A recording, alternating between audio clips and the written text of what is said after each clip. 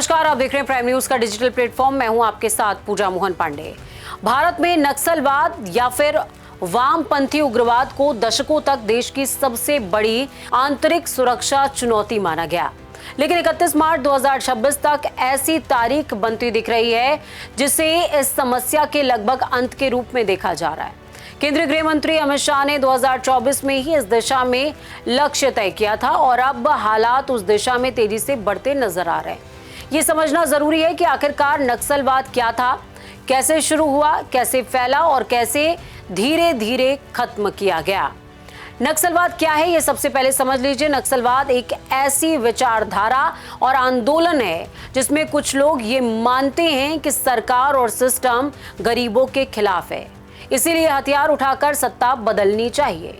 जमीन, संसाधन और अधिकार गरीबों को मिलने चाहिए। ये विचारधारा चीन के नेता माओ त्से-दूंग से प्रेरित बताई जाती है, जो मानते थे कि क्रांति बंदूक की नली से निकलती है। इसकी शुरुआत 1967 का नक्सलबाड़ी आंदोलन रहा। नक्सलवाद की शुरुआत 1967 में पश्चिम बंगाल के एक छोटे से गांव नक्सलबाड़ी से हुआ। क्या हुआ था उस दौरान? किसान और मजदूर जमींदारों से परेशान चल रहे थे, जमीन पर कब्जे और शोषण को लेकर के विद्रोह कर रहे थे, आंदोलन कर रहे थे। और इस दौरान कुछ कट्टर वामपंथी नेताओं ने इसे हिंसक आंदोलन बना दिया। इसके बाद बहुत कुछ बदल गया। बदला क्या? ये सिर्फ विरोध नहीं रहा, यह हथियारबंद आंदोलन बन गया। यहीं से नक्सलवाद शब्द आया। कैसे फैल गया है फिर ये पूरे देश में, ये भी जानना दिलचस्प है। शुरुआत भले ही छोटी थी, लेकिन आंदोलन तेजी से फैला। 1970 से 1990 का दौर कहता है कि बिहार, झारखंड, ओडिशा, आंध्र प्रदेश, छत्तीसगढ़ तक इसका फैला हुआ। अलग अलग छोटे छोटे समूह बने और बाद में ये मिलकर एक बड़े संगठन के रूप में तब्दील हो गया। सबसे बड़ा संगठन बना CPI, माओसिस्ट, भारतीय कम्युनिस्ट पार्टी, माओवादी। रेड कॉरिडोर क्या था, ये आपको समझना होगा। एक समय ऐसा था जब 10 से ज्यादा राज्यों में इसका असर था। करीबन 180 जिले प्रभावित थे। इसे रेड कॉरिडोर कहा गया। सबसे खतरनाक दौर 2000 से लेकर के 2010 का, ये समय नक्सलवाद का पीक माना जाता है। आंकड़े कहते हैं कि 2004 से 2014 के बीच 16,000 से ज्यादा हिंसक घटनाएं हुई। 1,851 सुरक्षाकर्मी शहीद हुए और 4,766 आम नागरिकों की मौत हो गई। सबसे बड़ा हमला 2010, दंतेवाड़ा, 76 CRPF के जवान शहीद हुए। देश हिल गया। इसके बाद सरकार ने इसे सबसे बड़ा आंतरिक खतरा माना।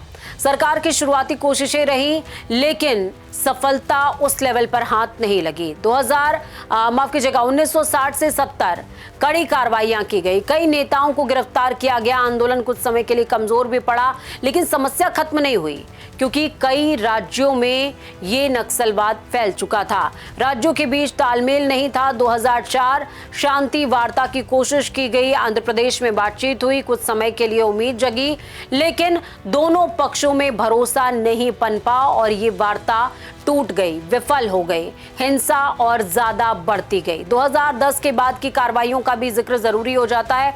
दंतेवाड़ा हमले के बाद कड़ा रुख इख्तियार किया गया, लेकिन समन्वय की कमी थी, जिसका नतीजा हुआ कि 2013 में झीरम घाटी हमला हुआ, जिसमें 29 लोगों की हत्या कर दी गई। असली बदलाव आया 2014 के बाद। 2014 के बाद रणनीति पूरी तरह रिवॉल्व हुई। सबसे बड़ा टर्निंग पॉइंट यही था।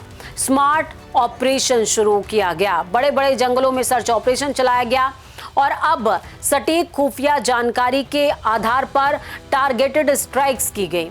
ड्रोन और सैटेलाइट का इस्तेमाल हुआ। इसका असर हुआ नेतृत्व पर। सीधा हमला, सीधा वार।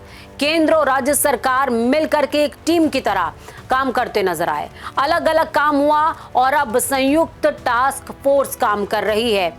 रियल टाइम इंटेलिजेंस शेयरिंग होती है। पुलिस और फोर्स को मजबूत किया गया है। 155% तक फंड बढ़ा। 586 किले बंद पुलिस स्टेशन बनाए गए। स्पेशल फोर्सेस तैयार की गई और पैसों की सप्लाई पर रोक लगाई गई। NIA और ED की कार्रवाई हुई। 92 करोड़ की संपत्ति को जब्त कर लिया गया। नक्सलियों की फंडिंग टूट गई। सड़क और मोबाइल नेटवर्क, 12,000 किलोमीटर सड़क, जिसमें 8,500 से ज्यादा मोबाइल टावर थे। लेकिन इन सब से बदला क्या? फोर्स की पहुंच बढ़ी, गांव मुख्य धारा से जुड़े, आत्मसमर्पण यानी कि सरेंडर की नीति को भी बढ़ावा दिया गया। जो बड़े नेता मुख्य धारा से जुड़े उन्हें 5 लाख का इनाम, छोटे कैडर के नेताओं को 2.5 लाख का और 3 साल तक का वजीफा भी मिला। हजारों नक्सलियों ने हथियार डाले, सरेंडर किया, बड़े नक्सली नेताओं का अंत किया गया। ये एक बड़ा गेम चेंजर था। नेतृत्व खत्म होना सबसे बड़ा झटका होता है और ये साबित भी हुआ। प्रमुख नामों का जिक्र यहाँ पर जरूरी है।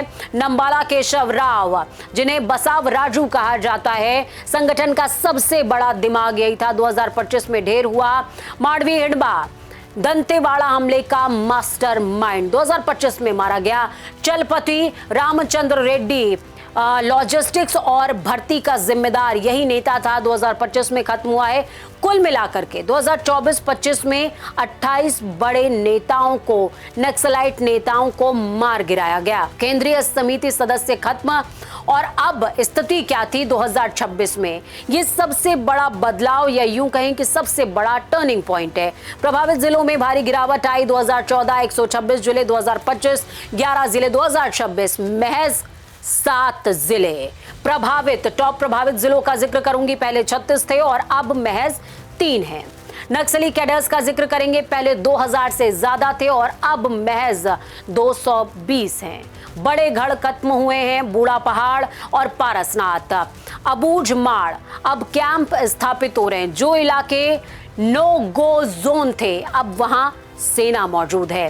क्या सच में नक्सलवाद खत्म हो गया है? अब आपके जहन में सवाल ये आएगा कि भाई आपने बता दिया प्रभावित जिले कम हो गए, तमाम बातें कम हो गई हैं, तो क्या नक्सलवाद कम हो गया है? जवाब है पूरी तरह खत्म नहीं हुआ है, लेकिन संगठन टूट गया है, नस्तेनाबूद हुआ है, नेतृत्व खत्म हो गया है, फंडिंग बंद हो गई है, कैडर कम हो गया है, इलाके सीमित हो गए हैं। यानी अब ये राष्ट्रीय खतरा नहीं है बल्कि स्थानीय समस्या बन चुका है। और सबसे बड़ा सबक क्या है? नक्सलवाद से लड़ाई सिर्फ बंदूक से नहीं जीती गई। असली जीत कैसे मिली?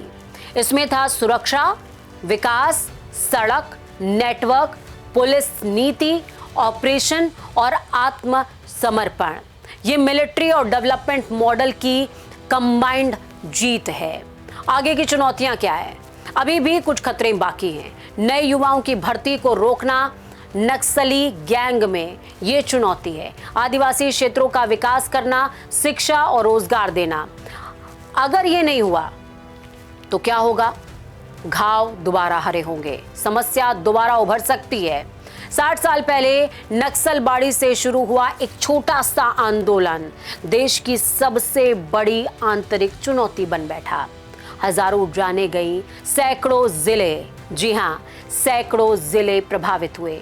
लेकिन अब नेतृत्व खत्म हो गया है, नेटवर्क टूट चुका है, इलाके सीमित हैं और इसीलिए 31 मार्च 2026 को नक्सलवाद के अंत की दिशा में ऐतिहासिक मोड़ या यूं कहें ऐतिहासिक तारीख के तौर पर देखा जा रहा है। लेकिन दोबारा से जिक्र करूंगी चुनौतियां, वो चुनौतियां जिसमें नए युवाओं की भर्ती है। अगर उसे नहीं रोका गया तो ये जख्महरा होगा और देर नहीं कि नासूर बन जाए। चुनौतियों को पार पाइए, डर पर विजय पाइए और सफलता हासिल कीजिए। अभी केंद्र के हिस्से में थोड़ी सी चुनौतियां बाकी हैं। फिलहाल आज के इस एक्सप्लेनर में इतना ही। मुझे दीजिए इजाजत। मैं पूजा मोहन पांडे आज के लिए, अभी के लिए, इस टॉपिक के लिए साइनिंग ऑफ।